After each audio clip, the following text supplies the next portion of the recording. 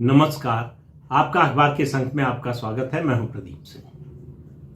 Cockroach जनता party, Sonam Wangchuck, दो लोगों ने जंतर मंतर पर आंदोलन शुरू किया। सोनम वांगचुक ने अनशन शुरू किया, बाद में दीपके भी बैठे, 2 दिन बैठे, उसके बाद बैठ नहीं पाए।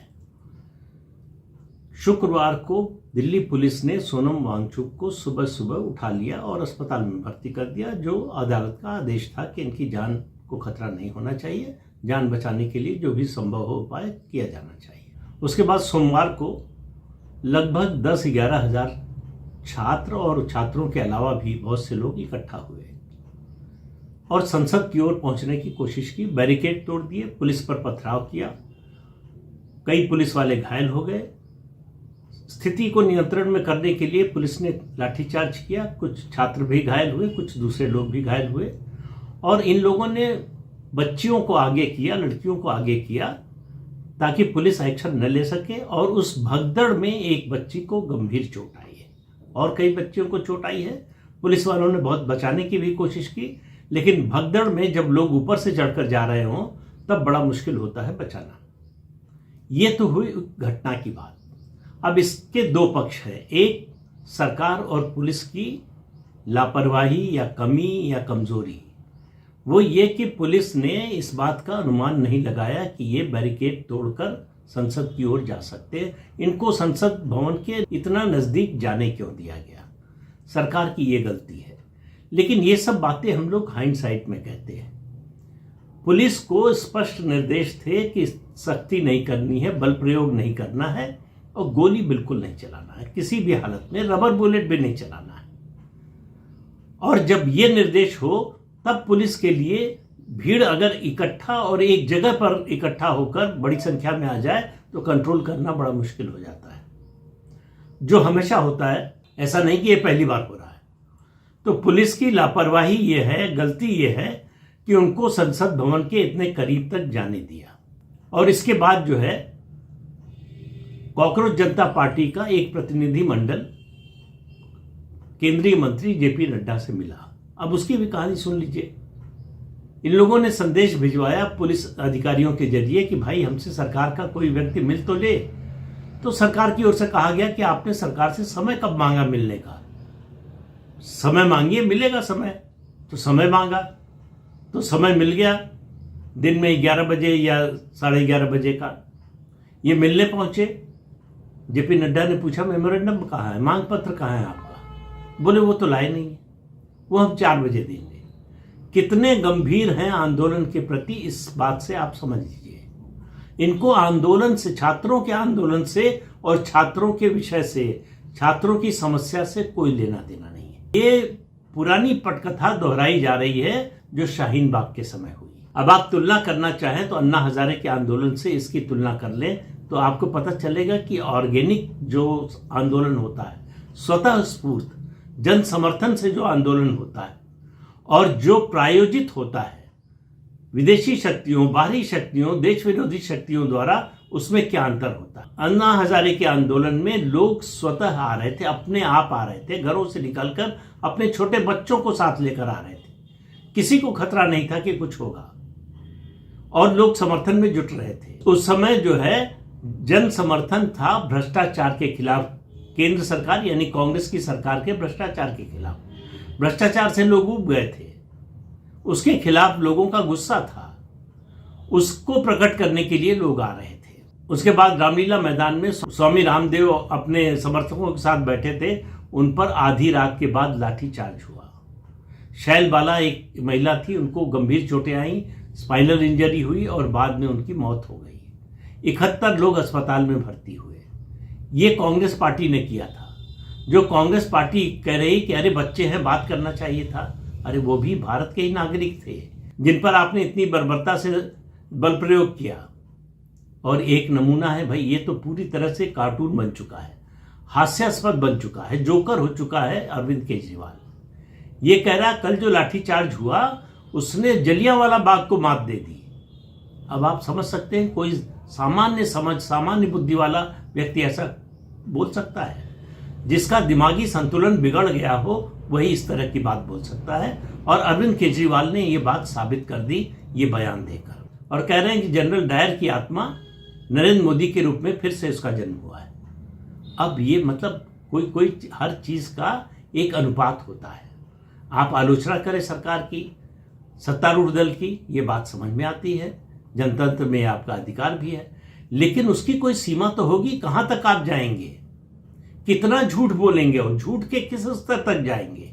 ये जो कॉकरोच जनता पार्टी और सोनम वांगचुक का ये जो धरना प्रदर्शन या आंदोलन था, इसकी तुलना सिर्फ और सिर्फ जो है वो शाहीन बाग से की जा सकती है। शाहीन बाग में भारत विरोधी तत्वों का, जिहादी तत्वों का जमावड़ा था। यहां भी आप देखिए कौन आया, विशाल ददलानी, शबाना आजमी, नसीरुद्दीन शाह, इस तरह के लोग आए जिनका छात्रों से कभी कोई लेना देना रहा हो, छात्रों के किसी मुद्दे पर इनके बयान आए हो, छात्रों के किसी मुद्दे पर ये बाहर निकले हो, कभी नहीं। तो इस पूरे तथाकथित आंदोलन का छात्रों की समस्याओं से कोई लेना देना नहीं है। हाँ, ये हुआ है कि इस दौरान जो कुछ हुआ है उसकी वजह से सोनम वांगचुक जैसे व्यक्ति को भी लेजिटिमेसी मिल गई है, जो पूरी तरह से एक्सपोज हो चुका था।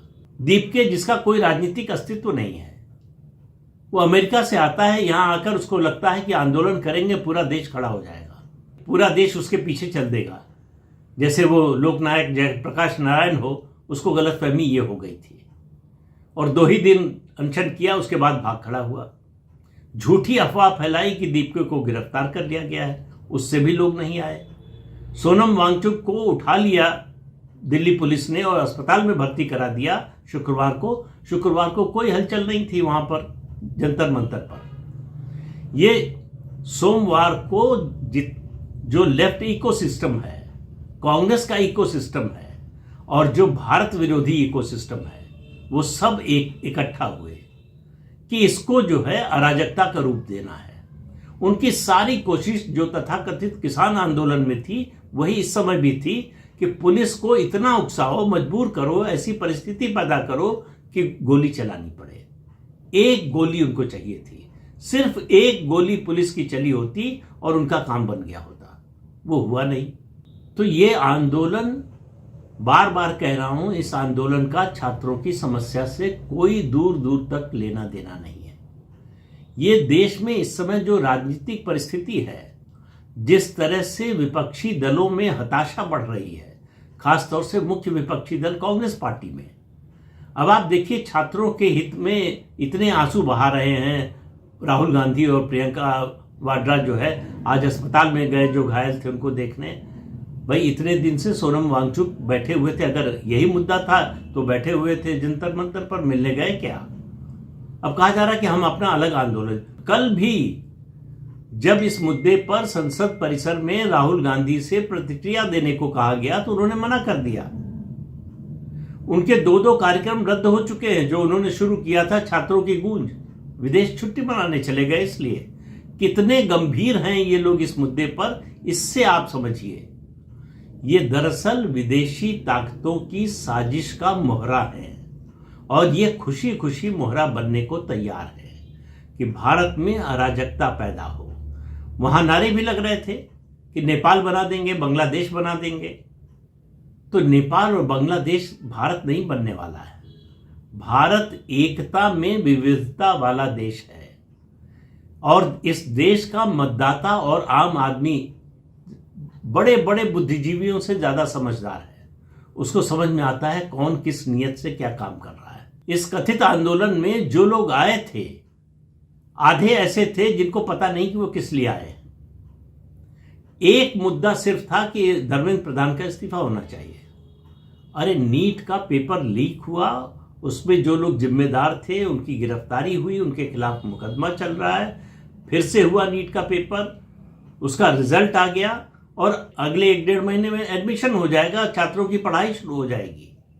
अगर मुद्दा ये उठाते कि शिक्षा व्यवस्था में ऐसा परिवर्तन किया जाए कि पेपर लीक न होने पाए, छात्रों को परेशानी न होने पाए, तो बात समझ में आती है। लेकिन वो सब मुद्दा नहीं, सुधार मुद्दा नहीं है, अराजकता मुद्दा है। कि क्या कहने से, क्या बोलने से, क्या करने से अराजकता पैदा हो सकती है। यह मुद्दा है असली। इसलिए आप देखिए लोगों का कोई समर्थन, जन समर्थन नहीं। याद कीजिए अन्ना हजारे का आंदोलन, एक बार फिर से देश भर में अलग अलग शहरों में अलग अलग जगहों पर लोग जुटते थे, समर्थन में प्रदर्शन करते थे, धरना देते थे। 20-22 दिन चले इस कथित आंदोलन के समर्थन में आपको देश में कहीं भी कोई भी सभा, कोई भी कार्यक्रम कुछ दिखाई दिया क्या? ये थोड़े से लोगों का, इनको बर्दाश्त नहीं हो रहा है कि ये सरकार कैसे चल रही है। इनको बर्दाश्त नहीं हो रहा है कि नरेंद्र मोदी प्रधानमंत्री कैसे बने हुए हैं। कोई सुनामी की भविष्यवाणी करता है, राहुल गांधी, कि देश में आर्थिक सुनामी आने वाली है। और अगर देश में आर्थिक सुनामी आने वाली है तो भैया आप विदेश में छुट्टी मनाने क्यों चले गए? आते उसका मुकाबला करते या स्वागत करते। आपको मालूम था कि आप झूठ बोल रहे हैं। ये दीपके है कौन? इसकी हैसियत क्या है? इसकी औकात क्या है? इसकी कोई राजनीतिक औकात नहीं, इसका कोई सामाजिक जीवन नहीं है, इसका सामाजिक जीवन में कोई योगदान नहीं है, इसका देश के लिए किसी काम में कोई योगदान नहीं है। सरकार को इसकी बात क्यों सुननी चाहिए? सरकार को इससे बात क्यों करनी चाहिए?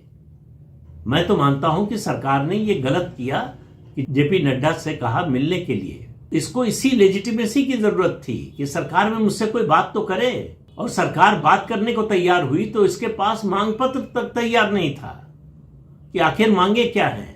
वो मांगे कुल मिलाकर वही 2-3 हैं जो सोनम वांगचुक बोल रहे हैं, वही उसी को दोहराते रहते हैं। तो सोनम वांगचुक को तो समस्या है एफसीआरए एक्ट में जो परिवर्तन हो रहा है, संशोधन हो रहा है, उससे उनका पूरा धंधा बंद होने वाला है। बल्कि एक तरह से कहें कि उसकी शुरुआत हो चुकी है।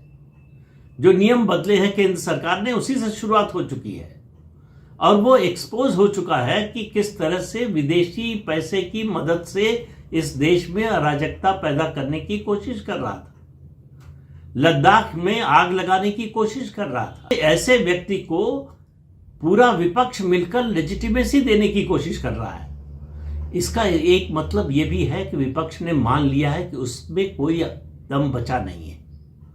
वो इस सरकार के खिलाफ किसी छोटे से आंदोलन के लिए भी दूसरों पर निर्भर है, ऐसे तत्वों पर निर्भर है जिनका कोई आधार नहीं है।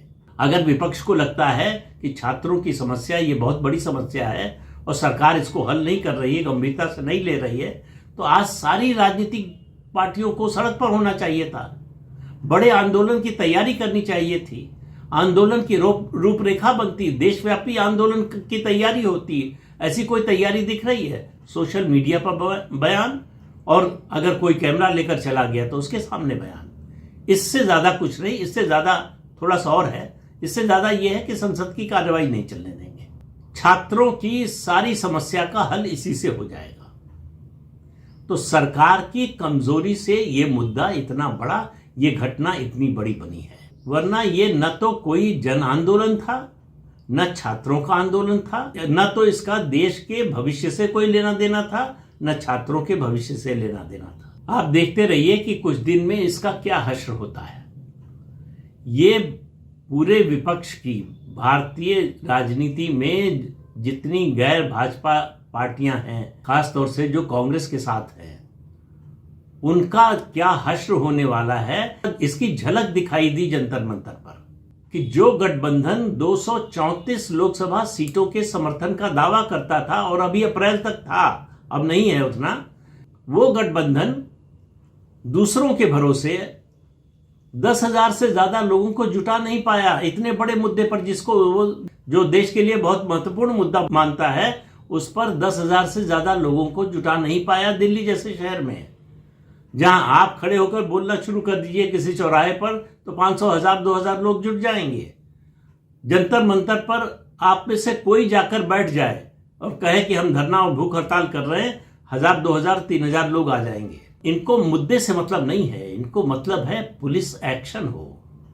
इनको मतलब है पुलिस ऐसी कार्रवाई करे जिससे हम विक्टिम कार्ड खेल सकें, दुनिया में बता सके कि कितना अत्याचार हो रहा है, देश में लोकतंत्र नहीं है, बोलने की आजादी नहीं है। दरअसल ये मुद्दा बनाना चाहते हैं जिसका इनको मौका नहीं मिल रहा है। तो इन्होंने जंतर मंतर पर जो कुछ हुआ सोमवार को, उससे अपने को एक्सपोज कर लिया। और विपक्षी दल पहले से ही एक्सपोज्ड है, तो आप समझ लीजिए कि इसका क्या हश्र होने वाला है। तो इस अंक में इतना ही, अगले अंक में फिर मिलेंगे किसी नए मुद्दे के साथ। तब तक के लिए नमस्कार।